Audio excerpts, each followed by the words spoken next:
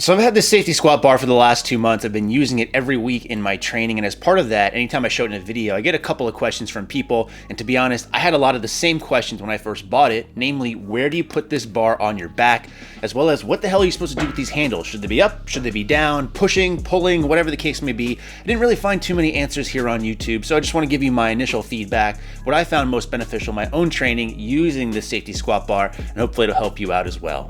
All right, so first things first, let's talk about bar position. What I found has worked best is having this upper pad in the same spot that you would normally have a high bar squat.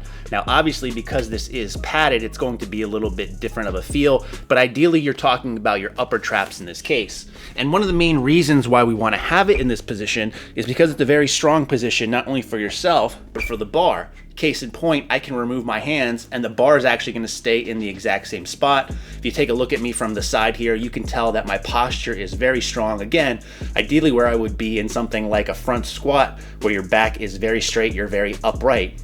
I've also seen a lot of people kind of move this pad up or say that the pad should be up further on your neck.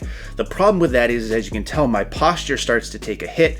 Not to mention I'm really starting to pull this barbell in some, which I'll talk about in just a second. But if I were to let the bar go, that's a lot of pressure on my neck and definitely not something that we want. As opposed to that, if you go too far low on your back and then let go of the bar, you can see the bar has the tendency to slip and fall off. Again, not very ideal in that spot.